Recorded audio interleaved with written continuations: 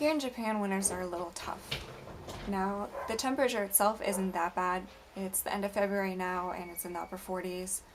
It doesn't really go below freezing that much. We don't get that much snow, at least in this part of Japan.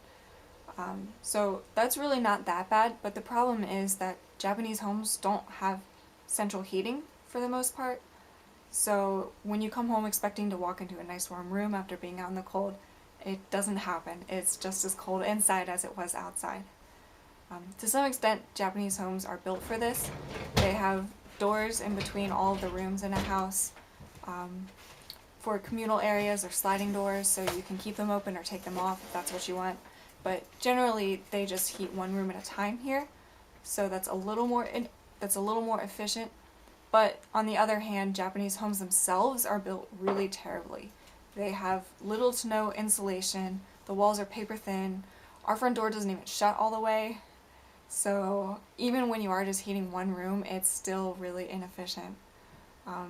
For heating methods here, I guess the most normal method for at least an American would be using the heating function on an air conditioner. But again, there's not really any ductwork, at least in this part of Japan, so you're still just heating one room at a time that way. They also have big kerosene heaters, which seems like the most common way of heating. They smell terribly. They spew out like all kinds of fumes and stuff, so you have to keep the window open and you have to air out your room all the time, which kind of defeats the purpose for heating. And then, of course, you have a giant gas can sitting somewhere in your house, which seems kind of unsafe to me, but I don't know, I guess that it's fine here. Then we have the greatest warming invention of all time, which is the kotatsu. A kotatsu is a wooden frame with some blankets on top and then like a tabletop on top of that, and underneath you have an electric heater. So you just sit underneath and you can do whatever you want on the table and it just warms you up, and it's really comfortable and really nice, and it always makes me sleepy. And then we have electric blankets, of course, and electric floor rugs, which are nice, and of course tons of floor heaters. When I first realized how Japanese people heat their homes, I thought it was really dangerous, and I didn't know how more Japanese people don't burn down their homes. I mean, in America we don't even have all these things, we just have like the floor heaters, usually, and people still burn down their homes in the winter. Like, there's tons of people who do that, at least in my city, every year, and you don't really hear about that kind of stuff here, so I don't know, I guess maybe us Americans are just we're not responsible enough to have these types of things. Oh, by the way, we have gas stoves here too, which are great.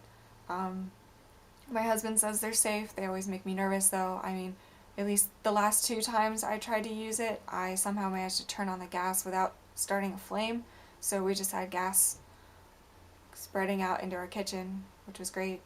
So I just want to say for the record, I don't think any of this is a good idea. But yeah, it can be kind of cold here, especially if you're riding your bike everywhere, if you don't have a car, which is really normal. Lots of people do that. Even if it's not that cold outside, when you're riding your bike and you're going into the wind and stuff, it feels really cold. Most Japanese people prepare for it by wearing lots of layers, like sometimes even 4 or 5 layers. And if you're like a tiny, small Japanese person, that's fine, or I guess if you're a guy. But if you're a woman who doesn't want to look bloated by wearing 5 layers of clothes, you're kind of out of luck. You either have to be cold or look like a mushroom. There's not really much space in between. But fortunately, the cold weather season doesn't really last that long here. Like I said, it's the end of February and we're already getting close to the 50s, at least in this part of Japan here. And even having a cold home all winter isn't the worst thing in the world. It's definitely preferable to not being here at all. And of course, in Japan, they still have flowers blooming all winter, which is great. Like even in January, February, December. I'm not used to seeing living things in the winter, so it's always a nice surprise when you go out and they still have flowers blooming alongside of you.